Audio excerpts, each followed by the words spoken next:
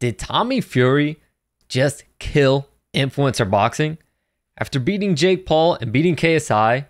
So of course, I did see that KSI did announce that he is taking a break from boxing. How do you feel? I feel like I did what I wanted to do at the end of the day. Like, I was this kid who was a YouTuber who had no right to be in the ring with Tommy Fury. And I showed the world that, you know, if you believe in yourself and work hard, you can literally do whatever you want. Big question. What are you doing next? What am I doing next? I'm actually relaxing, man. Yes. You'll see me in more cyber videos, yeah.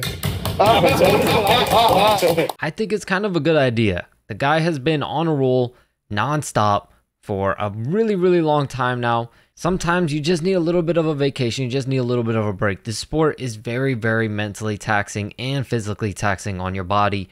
And KSI already has a lot going on outside of the boxing world, let alone still having to box and train multiple times a day, do the right amount of recovery.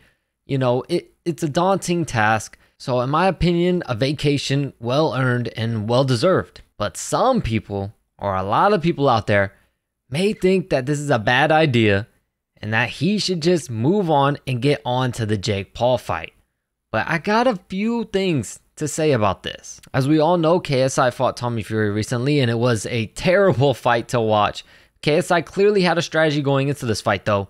He was going to try to hit and not get hit. He was going to lunge in with that right hand constantly over and over and over again and clinch, try to steal these rounds and steal these points and make it unable for Tommy Fury to score anything so that KSI can win by a landslide. And it was kind of, in the beginning, it was kind of looking like it was in a way going his favor, especially with the point deduction with the back of the head shots.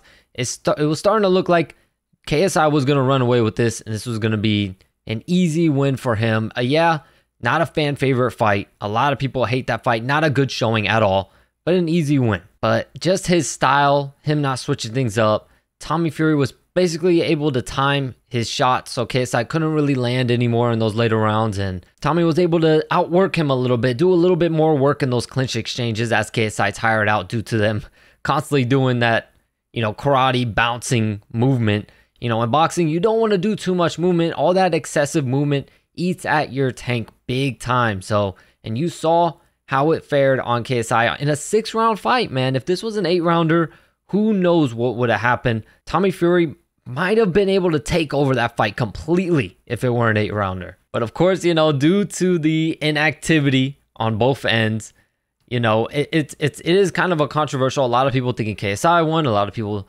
thinking Tommy won due to, you know, KSI constantly clinching. I think it's actually pretty interesting because how different the takes are. So we applaud Anthony Taylor for having this type of style. We shit on Salt Poppy and King Kenny. But then when KSI does it, we shit on KSI. So I don't really understand the whole thing with these YouTube boxing fan base where, you know, KSI employed literally the same exact strategy that we've seen from Anthony Taylor. But, you know, the influencer boxing space, they don't really shit on AT. They're shitting more on King Kenny and Salt Poppy. And yeah, even though KSI fought a better fight than Jake Paul and better in that it was closer, it was a terrible showing. It was a worse showing than Jake Paul. Jake Paul actually earned respect with his fight with Tommy Fury, whereas I feel as though KSI may have lost some respect, especially from the traditional boxing community. So taking this break, you know, after that big fight, I'm sure he's getting a lot of heat due to it being a really, really bad showing. So, you know, at the end of the day, you know, we are human. We aren't robots. We aren't machines. You know, I'm sure this is all getting to him. We've seen in the past, you know, comments and things like that getting to him and him overreacting over small things. So maybe the guy just needs a little bit of a mental break. So he's earned it, in my opinion. The guy's put up fight after fight after fight. And mind you, even the promotion of his fights alone take energy. This guy is a promoting machine. And that promotion for the Tommy Fury fight, I'm sure that took a really, really big toll on him as it is. So I think he's earned the vacation. But here's the big question. Did Tommy Fury just kill influencer boxing? After beating Jake Paul and beating KSI, man, maybe KSI is going to be done with boxing. Maybe he's going to retire. You know, if he does retire and if that was his last fight, hey, good on him. I don't blame him. You know what I mean? Like, it is what it is. It's his body.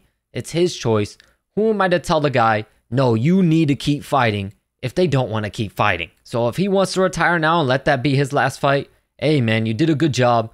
You blew up something that wasn't supposed to be this big ever. I'm sure no one ever would have predicted that they would do 1.3 million pay-per-view buys. You know, you brought a lot of eyes to the sport, a lot of eyes that criticized it and said they would never watch it. Even they were tuning in.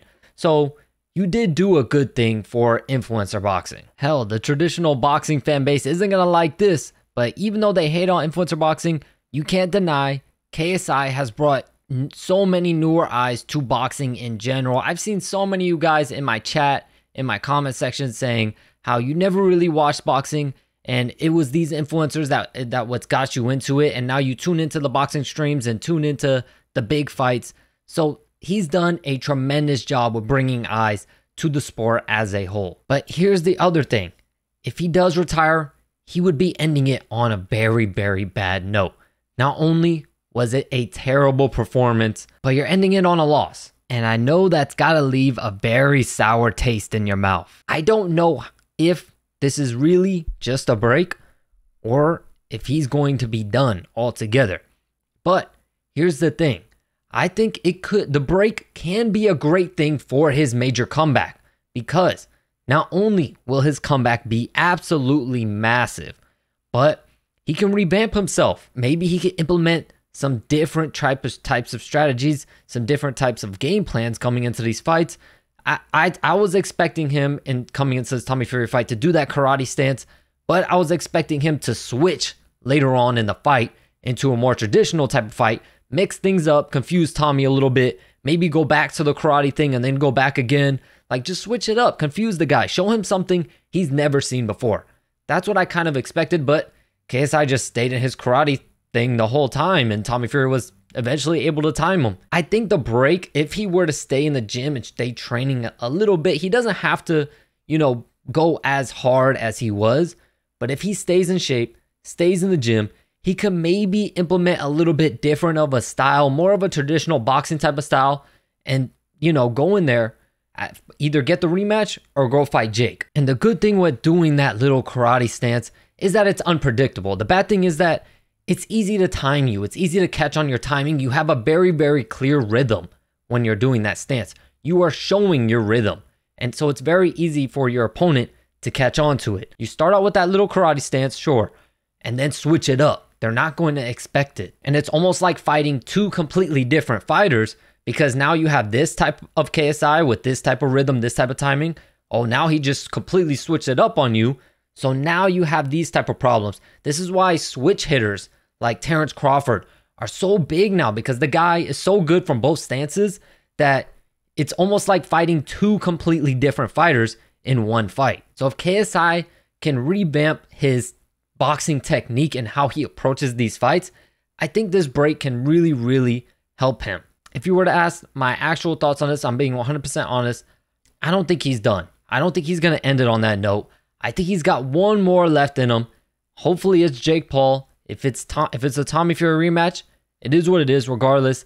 I don't think he's going to end it on this note. If it were a very, very competitive, crazy good fight and he just happened to lose, I think that could be something to end it on and call it a career.